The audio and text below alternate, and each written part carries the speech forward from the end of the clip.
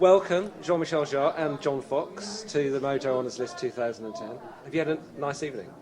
Yes, very much so. I mean, amongst such brilliant people and nice people, part of the legend of modern music. So it's a real pleasure and real excitement. And I like also the fact that as I said on stage, this country, your country, gave me a lot. And if I'm here tonight, it's also because I've always got a kind of special following in this country. So it's really very important for me. And you both made revolutionary music, but it's also music that's kind of just changed the landscape of music to a degree where it's almost now impossible to tell the difference between a band who plays guitars or plays with electronics or whatever. You've kind of electronics have been accepted as a colour.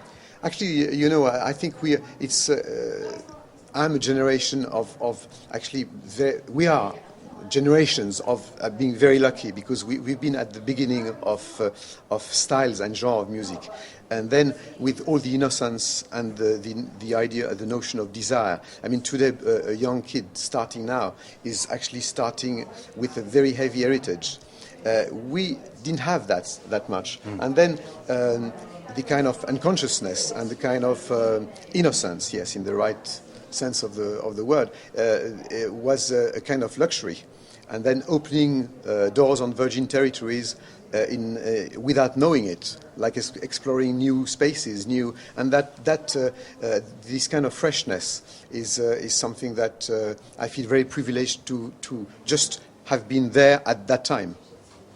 But it's a bit more than that, isn't it, John Foxx? Because this guy really did take the whole genre by the scruff of the neck and establish it. Well, he linked all the threads together for the first time.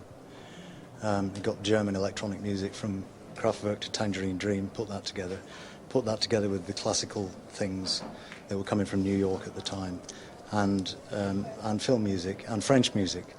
And European music generally. It was music that didn't have anything to do with America, which I thought was wonderful.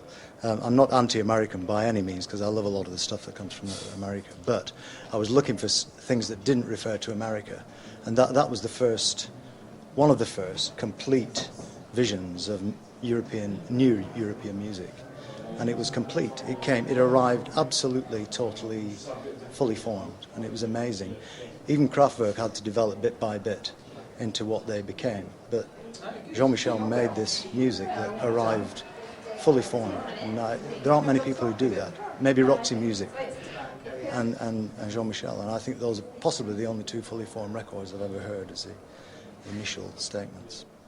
Fantastic. Well, yeah, I really just would like to add something about what John said. I mean, I think I was really obsessed at that time to try to create a bridge between classical music and pop music and rock music, really, through electronic means. And it's what's interesting. I think because of our European background, we've been because we have this tradition of classical music that America didn't have, and with respect for America, as you said, and then it's the kind of structure which is totally different from the blues or from the kind of 3-minute song, is something that is in our roots in Europe because of classical music. So it's definitely our territory, this genre, this style. And it was a reclaiming of music, wasn't it? Because America was so powerful, and we loved it all so much. Yeah, absolutely. But we have to think, what do we sound like? Exactly.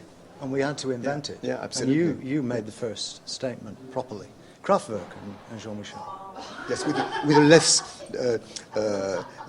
Kraftwerk in a very German way, and in a brilliant way. Yeah. They were doing the apology of machines, myself being probably more Latin, had a more impressionistic approach to technology. Yes.